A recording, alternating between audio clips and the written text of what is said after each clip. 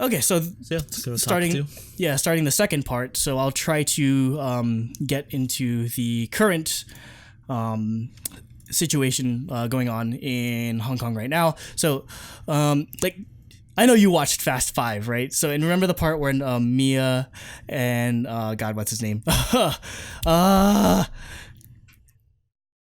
One that died. What? Han? No. Like, you remember them? They're on, like, whenever before they're gonna do the train heist. What Paul Walker's character's name again? Oh, Brian. Brian. See, I remember when me and Brian are on the train and they're like looking through like a catalog magazine of all these like different countries. Like Hong Kong was one of the destinations because they said, oh, there's no extradition treaty there. Same thing with like the Dark Knight, if you remember. They go to Hong Kong. They go to Hong Kong because one dude.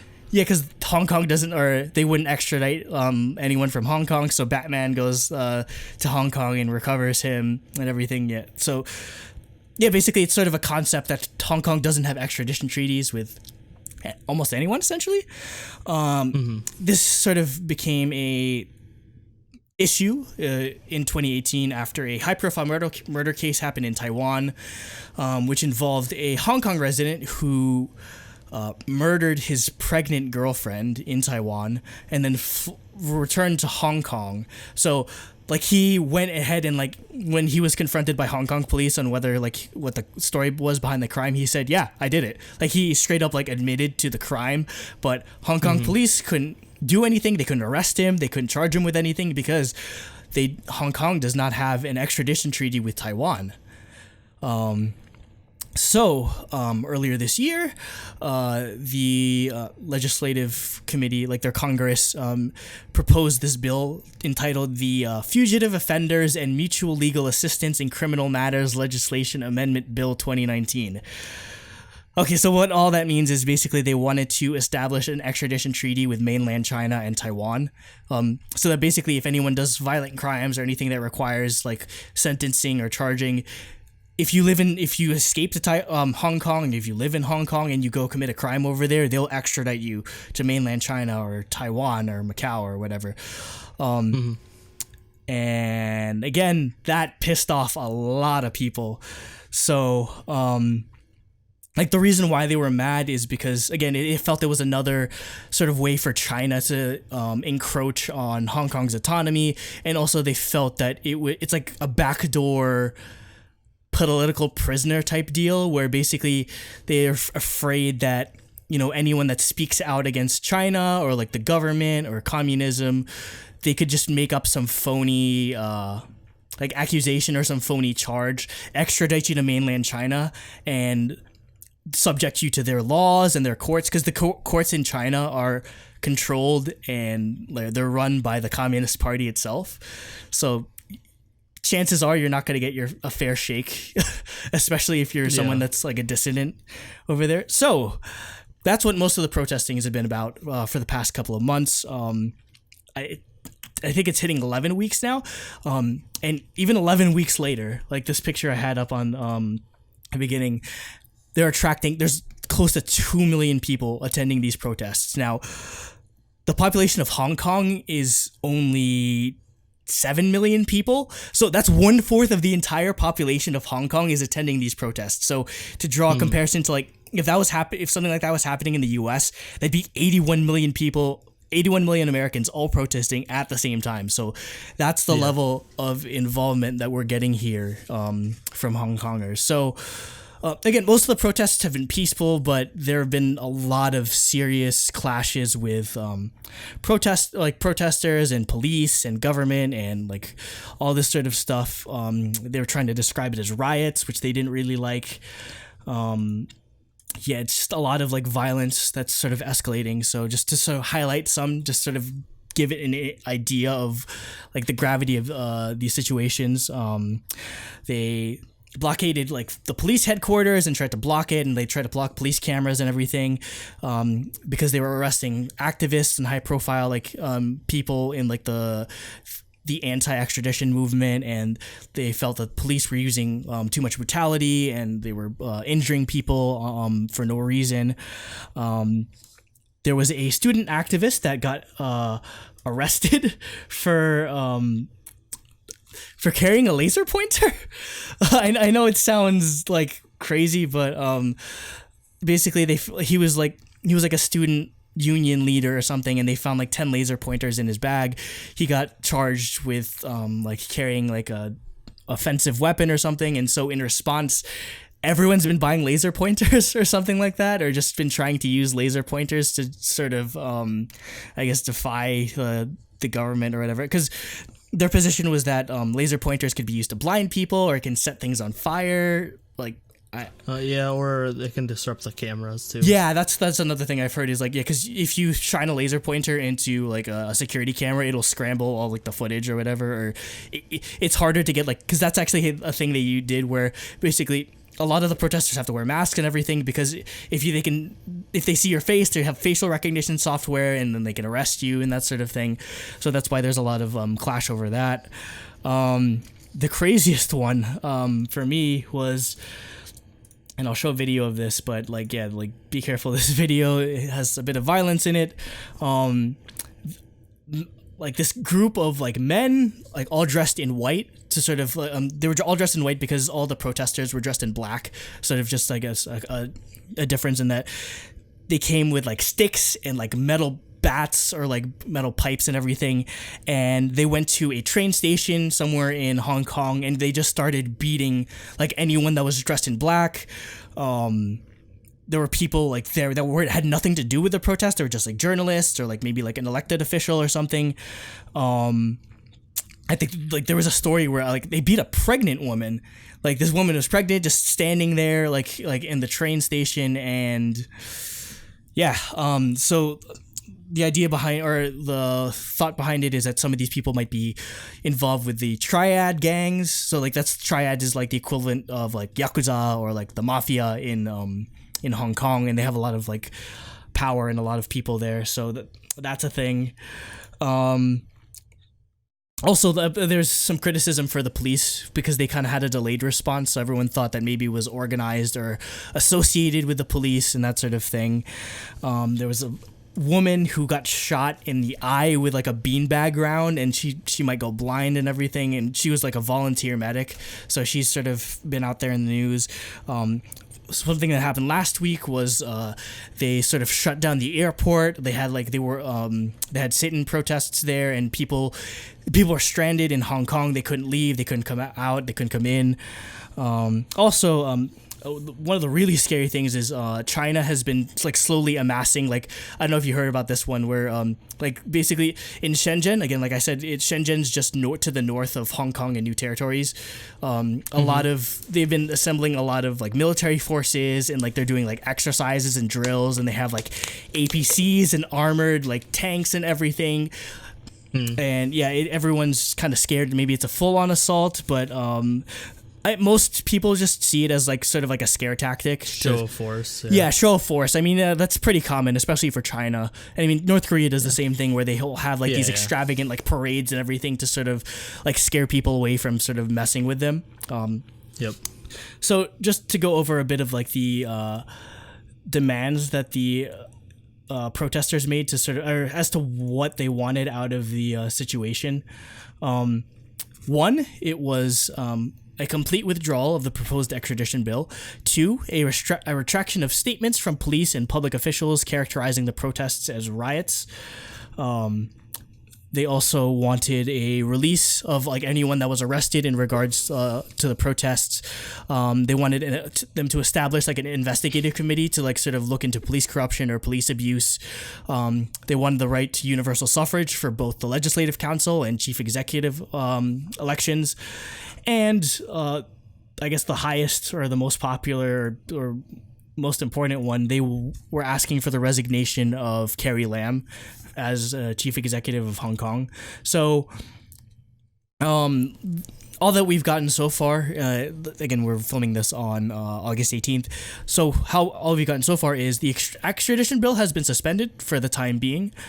Carrie Lam declared the bill dead as of July 9th, but people are still protesting because they're still afraid that, they might just be suspending it for now, wait for the protests to sort of die down, and then they'll just sort of sneak it in like in the middle of the night or something like that, and when there's no international attention to it, because right now they can't do anything like like this because every major news company in the world has reporters like on the ground in Hong Kong. So yeah, they're like when the eyes of the world are watching you, it's probably not a good idea.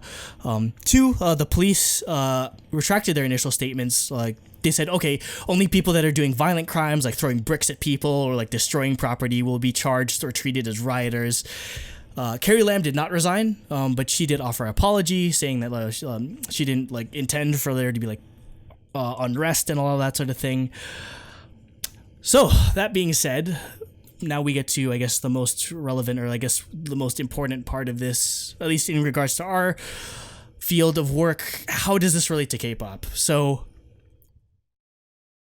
like, it's no secret that like K-pop companies, they want to appeal to the China market. There's a lot of people in China. Like there's a huge like desire and like I guess want for K-pop idols to sort of promote over there. So that's why you see all these, they go to places like China and Taiwan and Hong Kong to have concerts. They have members of K-pop groups that are from China, from Taiwan, from Hong Kong, because they're trying to appeal to the like whatever fan base they're sort of growing in those countries. So at first, what happened in the aftermath of these protests and the unrest happening in Hong Kong was a lot of people that had scheduled events were canceling them. So Kang Daniel canceled his fan meet. AB6 has yet to cancel their fan meet, but all the fans are just pleading with them to like the company to like cancel it, because the fan meet's supposed to happen on August 24th and there's still a lot of this like protesting going on. So yeah, I think they should probably cancel it at that rate, because it's still way too crazy over there. If they do. CJ and Mnet have sort of thrown the idea around of maybe not having Mnet Asian Music Awards Mama in Hong Kong or in Japan, because like Hong Kong is kind of like the main place that they've been having it for. They usually do it in Hong Kong. Yeah, it's always been in Hong Kong, or like Macau specifically. They always do it there. Like that's been sort of like the home like base for Mnet Asian Music Awards for the longest time. But with all the unrest going on there, and then with Korea's relations with Japan not being in the best condition right now, like they're considering just maybe having it in Korea.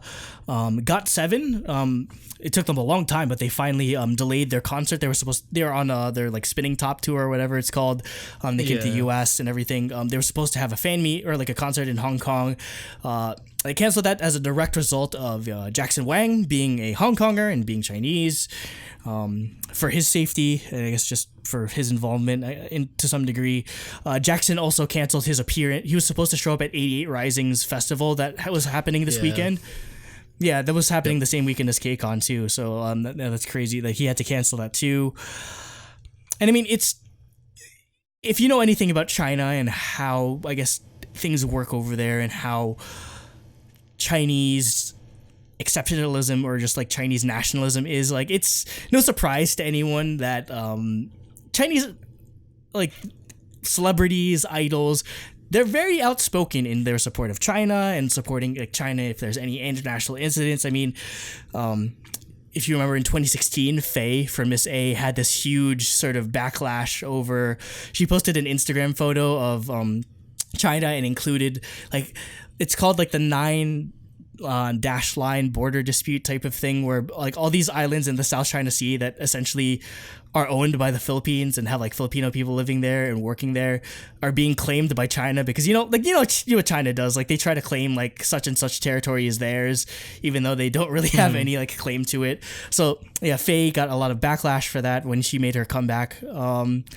So yeah, we've definitely experienced it before, where Chinese K-pop idols have showed their support for China and the government and sort of anything that China does. So we've had this sort of string of K-pop idols from China that sort of showed their support on like Twitter and Instagram and Weibo, which is like Chinese Facebook. I mean, I've been trying to look up like who did like what with Weibo, but it's hard because I don't have a Weibo account and I don't want to sign up for one necessarily. It seems like pretty much everyone did on Weibo. Yeah. Which makes sense. So yeah, there's like 3 tiers to like support or 3 tiers to like whatever this is going to. So I'll go through tier by tier, and most of this has been sourced through like different articles. A lot of this has been sourced through like Omona They Didn't Live Journal, who's like they've been blogging for years and they do stuff on Reddit sometimes. So so the first post or the first social media campaign that made its waves was the quote 5-star red flag has 1.4 billion guardians hashtag campaign. Like that's the actual name of it. Yeah.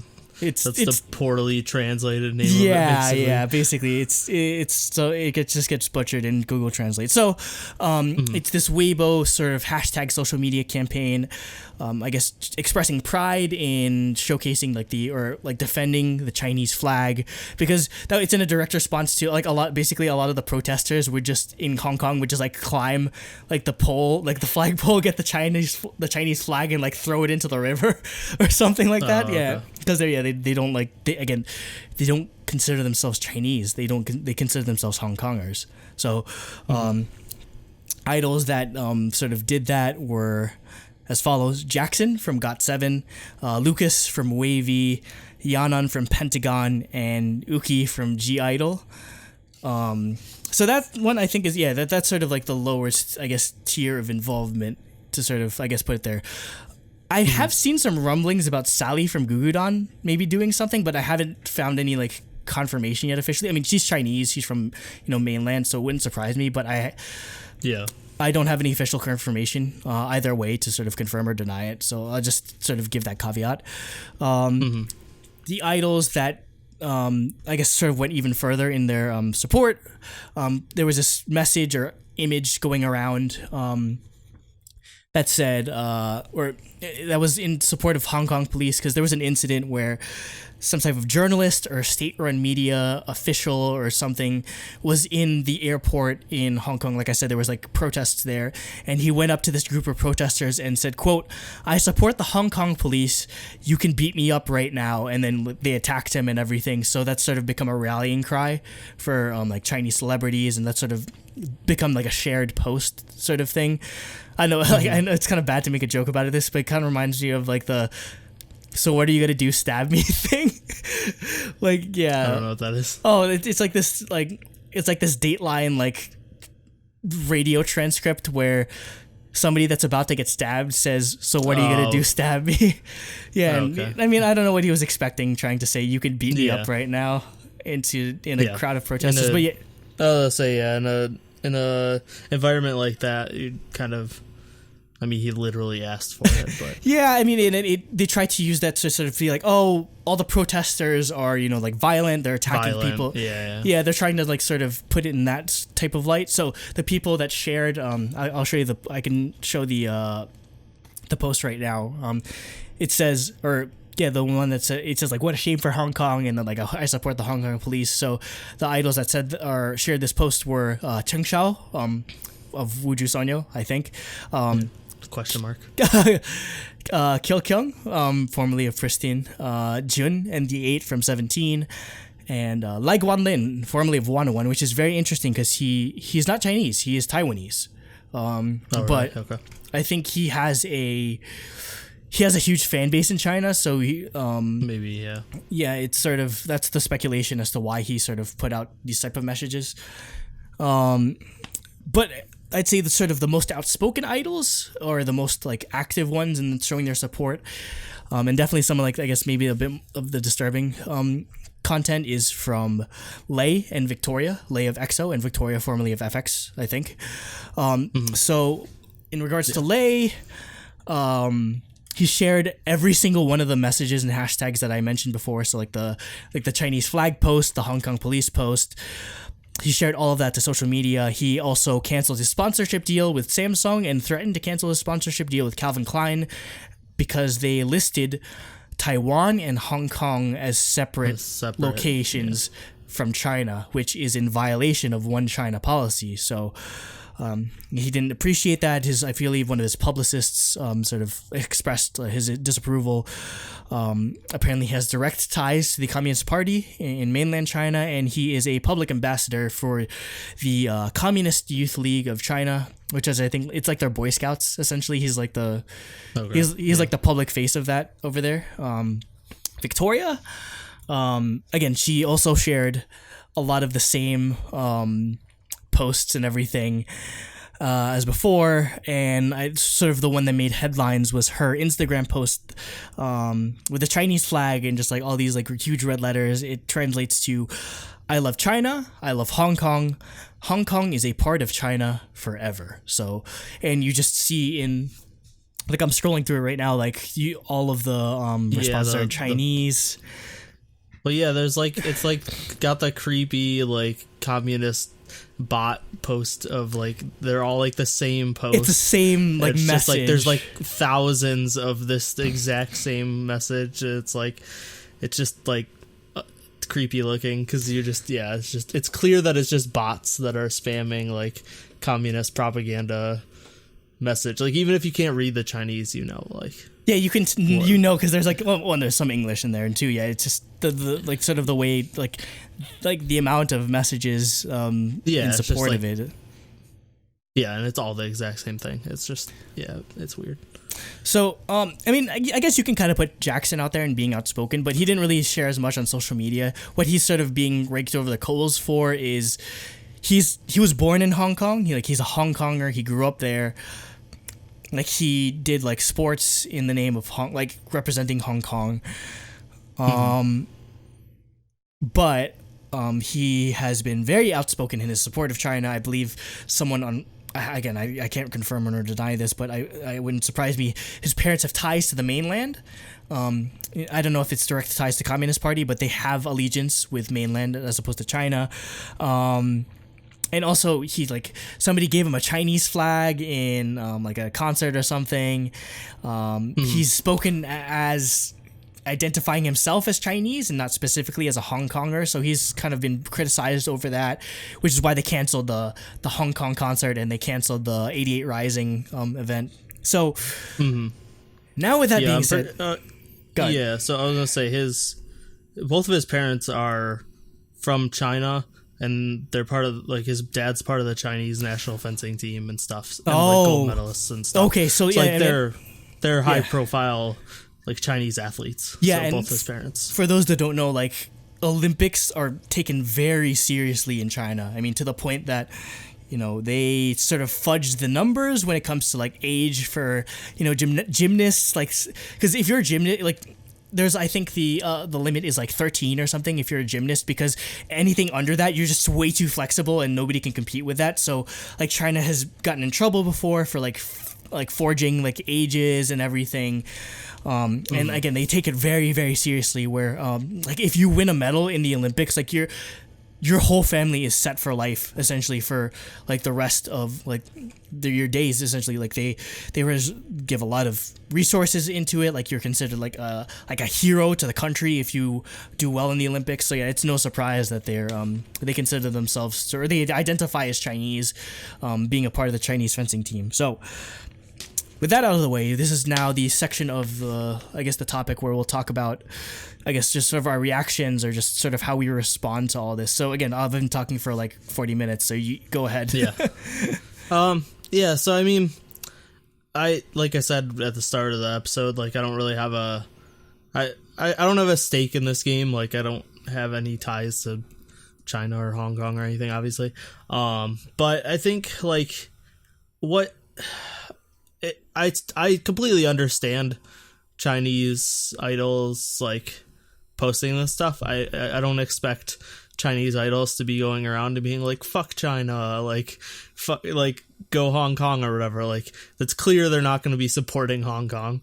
And like I don't even really care that they're sharing stuff on social media per se. Like so okay, it makes sense and I totally understand and it doesn't bother me that they're posting on Weibo, but like My problem was with Victoria and posting on Instagram. That is not that's an internationally used application website. Yeah, like that's an American like social media service, and like you're not gonna get a lot of support. Like, what's the point?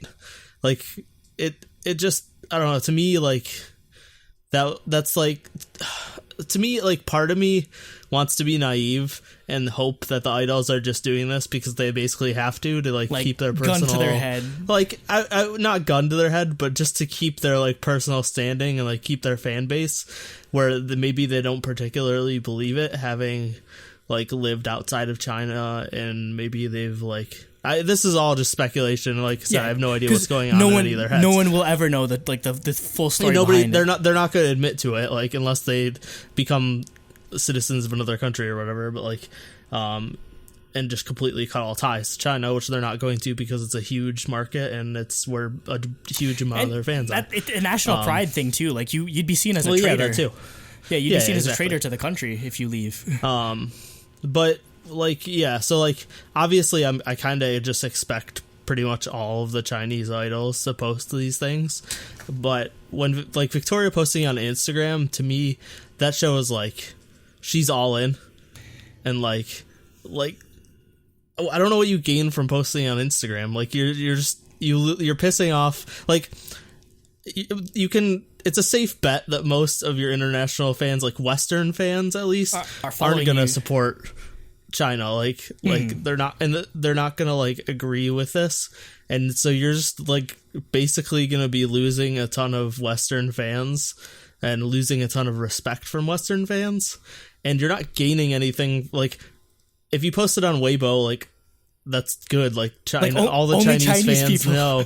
Yeah, you're not gonna gain a bunch of support from Chinese people from posting on Instagram, because like it's not a Chinese like you're not preaching social to the media choir service. There. Yeah, you're preaching exactly. You're preaching to the angry mob. That's like, if you're all in on it, sure, that makes sense. That's, you want to tell the whole world like, hey, I'm supporting this. But like, I don't know, it just definitely made me lose respect for her. Like, it's hard to say, because like I said, like you kind of expect them to support this, and like I don't want to get too into the like personal, like, I don't know if that makes sense. Like it's like I don't want to get super into the personal like thoughts of like this stuff, but yeah, it just, that rubbed me a little the wrong way. Like, I think it's something people should know about, but when you have a like such an impressionable fan base as K-pop idols do, K-pop is like probably up there in terms of impressionable fan bases. Yeah, it's all exactly. Like 13-year-olds. And like Victoria, maybe not so much, because FX hasn't done anything in like 5 years, and like her fans aren't the youngest fans around anymore, because newer K-pop fans just don't even know who FX is really. But still, like, you just like, but Lay and the rest Lay, of the... yeah, Lay, exactly. It's just like, you gotta, when you're it's so weird to like, it just feels wrong to be posting such clear like propaganda like type things when you have such an impressionable audience. So like that was what I didn't like about it. Like Yuki and like all of them posting just stuff on Weibo, like I expect that. Like that doesn't bother me, because they're not gonna not say anything, because they'll get shit on for that. They'll be like, why aren't you supporting China? Yeah, all the Chinese fans. That's directly it's directly involved, where we've heard this whole thing about like social credit score and everything, and like how like especially as celebrities, like what you say directly affects like what happens to your family, their livelihood, and everything. So speaking out against it, isn't that easy for any Chinese athlete, celebrity, idol. They're never gonna speak out against it, and even if they don't say anything, it's gonna be seen as speaking out against it. They're like, why aren't you supporting China? So that I totally understand. When you like post it, like what Victoria posted on Instagram, like her fans, like K-pop fans, aren't gonna know the ins and outs of all this like political conflict and like the what side each side means. They'll just be like, oh, Victoria supports China, I'm gonna support China. Yeah. And it's like, but because people don't think for themselves anymore. Yeah, because I mean that's why like the position of being an idol is so, that's with great power comes great responsibility. Yeah, exactly. Like what you say is what like thousands and millions of little girls and little boys are just gonna follow blindly. Like if Jackson wears Fendi, everyone's gonna start wearing Fendi. Like it's that simple to for some people. So yep. So that's what bothered me about it. There's not too much more for me to say. Mm-hmm. I mean, on my end, like, I know it's just a weird position because I mean, for whatever reason, I don't know, maybe it's just because I have Chinese blood in me. A lot of my biases are Chinese, like Uki, like Teng Xiao. I like Kyokyoung. Like Lucas is one of my bias records of the year. Victoria, she's great. She's a great idol. Lei, he's done great music too. A lot of these are my biases. So, I think I've spoken like tertiarily about it prior, but before I was born, my family they lived in Hong Kong. My sister was born in Hong Kong. She was born my family lived in Kowloon specifically. So like because my mom was a flight attendant for Cathay Pacific. Cathay Pacific is like the Hong Kong airline, kind of like how you have like Korean Air, Japan Airline, that sort of thing. Like Hong Kong's airline was Cathay Pacific. So my mom was a flight attendant for them. Like they lived there from like the late 80s to like the early 90s until they moved here and had me in the United States. My aunt and uncle, they worked and lived in Hong Kong. My parents, they haven't kept up with them, but they have friends that live in Hong Kong. And I have Chinese blood in me, so my dad grew up learning Cantonese. He has like a Cantonese name. He has a Chinese name.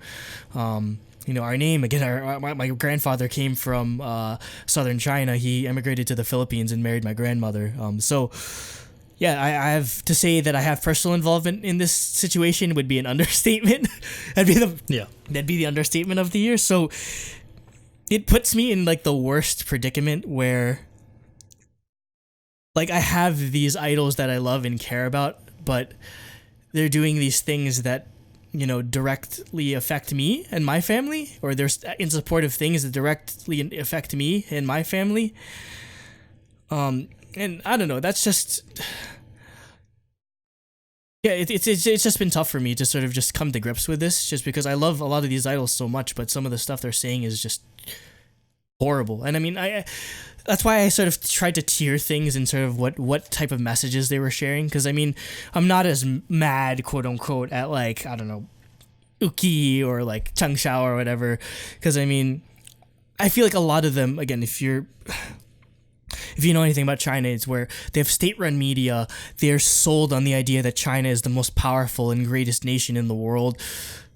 A lot of them don't know any better. Like they've been indoctrinated into this culture, into this like way of thinking that it's just sort of second nature to them. And I don't want to be like reactionary or critical of idols that are doing this, because again, it might just be ignorance is bliss. Like they really think it, and I don't know. I don't want to be overly critical of it. I think the people I'm more mad at is like Lei and Victoria, because they've been around for a while, and like Lei, he promotes here in the US. He does so much stuff internationally. He does like international deals with Calvin Klein and everything. So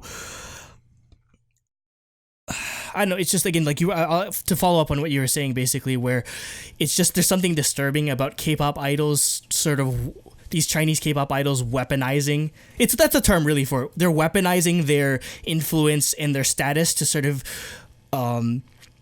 shape thinking with their fan base and for people that don't know any better. And it's just been the craziest thing seeing on Twitter, like people like ignorant as bliss like K-pop fans that don't know anything, like trying like coming out and defending like Victoria or like Lay or whatever, like EXO-Ls are really like up in arms about defending him and everything, and it's just like there's the cognitive dissonance I feel is just so great between people that might be outspoken about someone like Trump and like what he's doing, and yet they're supporting an idol that's clearly like spouting Chinese propaganda.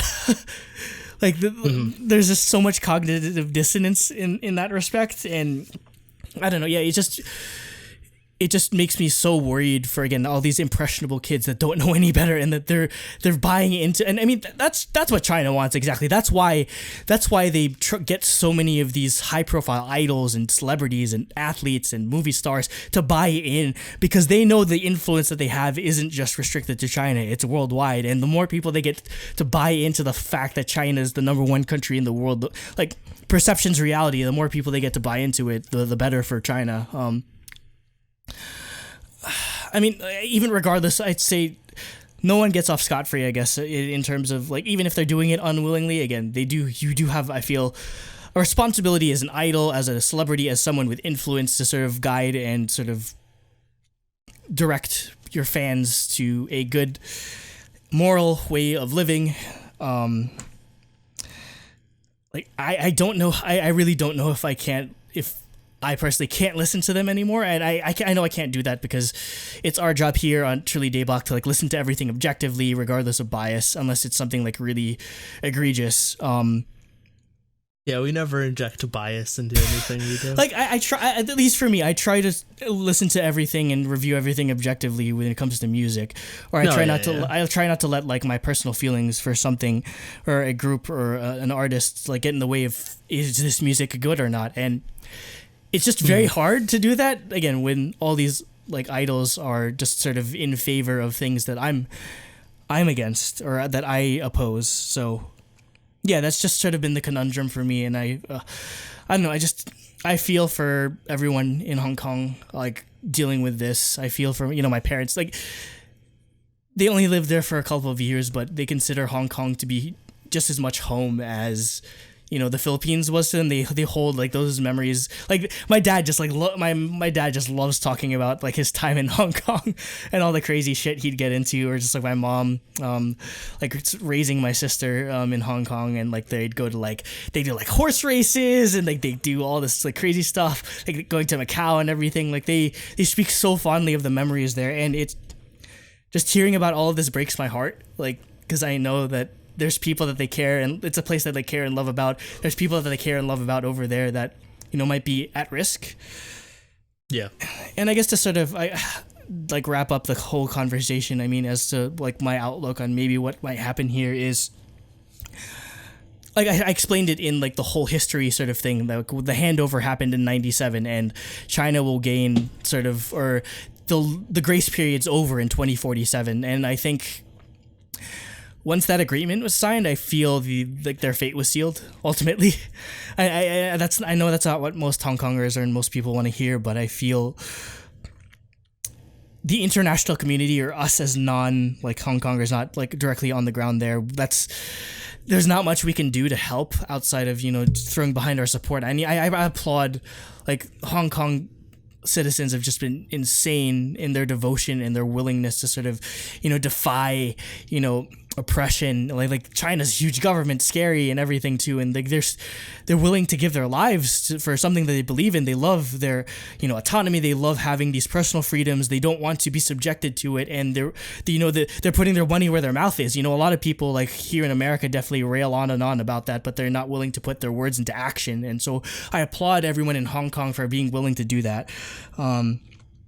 I'd say, yeah, it's a really tough situation though, because pretty much all China has to do is just wait out the clock. Essentially, they're playing keep away, like it's basketball. All they have to do is keep quiet, don't like step over the line until 2047, and they can do whatever they want. Essentially, I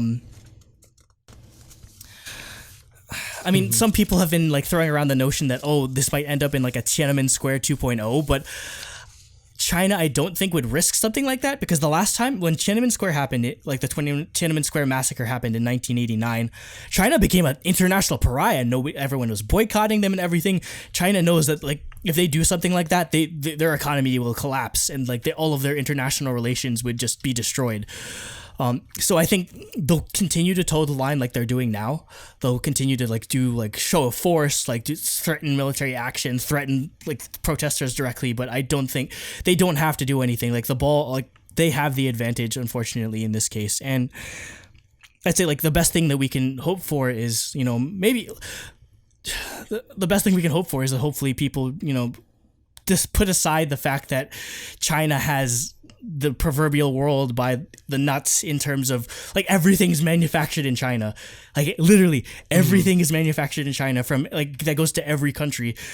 Like if a country, like if the US decided to boycott it, like we've just been so accustomed to cheap Chinese labor that people would complain if like their sneakers or their Xbox is like $50 more or something like that because they have to produce it somewhere else. So like we're just so addicted to it that at this point, like there's too many people with a lot of money that would rather put business interests in front of morality and just freedom and personal freedom.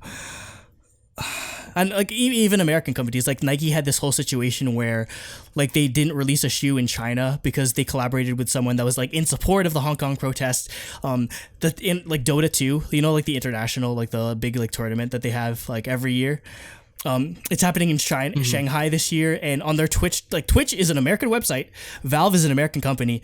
They are censoring the word Tiananmen Square and Winnie the Pooh from the Twitch chat because they don't want to, piss off anyone in China and I guess they're Chinese like co-collaborators and everything. So yeah. That's that's the basic of it. I think like if anyone, like if they tried to do anything military involvement or anything, nobody wants to start World War III over a tiny island in the south of China, unfortunately. And as much as I want to see like things go well, it's going to be an uphill battle. And I mean, miracles have happened before. Like peaceful protests have happened before. Like in the Philippines, they used to be under like a dictatorship and martial law and everything, and they had peaceful protests and they were able to overthrow the government. Maybe something like that happens, and I'm hoping and praying for it. But yeah, I think people should just continue doing what they're doing. Record everything, definitely, because that's the one thing that China doesn't want. If there's any like high profile like scandalous incident that makes them look bad, that's gonna be that's more ammo for the protesters' side. So yeah, I just wish them all the best, and I just hope that this this country or this place that my parents and my family hold so dear just deserves to stay free, deserves to stay how it is. It's not perfect, definitely it's not perfect, but I feel imperfect freedom is better than a perfect tyranny. I guess that's the moral of the story here is you'd rather have freedom and like things not go well than just be subject to one uniform idea. So yeah, that's all I really wanted to talk about. I know it's kind of long, but it's something that's important to me, and it's something that I feel is important to talk about and just sort of put out there. I don't know if I'm risking my own financial security. I work with Chinese companies. China has a history of, not allowing entry to people that are outspoken. I mean, like, not that this will blow up, but I mean, I don't care if I'm risking anything by talking about this. It's something I feel strongly about. So I hope it's sort of an insight into like, I guess, what the situation is. And I'm definitely interested in what the different reactions are. I don't know if anyone that listens to us is from Hong Kong or is from that part of Asia, but if anything that contributes to the conversation, we definitely appreciate. How you're gonna react to your idols, or like with like Lei and Victoria and the rest of them. Like, is it more difficult for you to support your idols or support these groups that sort of say these kind of things? Like, definitely let us know all of that in the comments, because I this is something I feel you should have an interesting and good healthy discussion. Yeah, it's pretty rough, and like the big thing for me that I notice is there's just like very little feeling in their singing. Like there's very little emotion and like feeling. It just feels like they're just there to do it, and they're just doing like whatever like They're just doing it. It's not they're not putting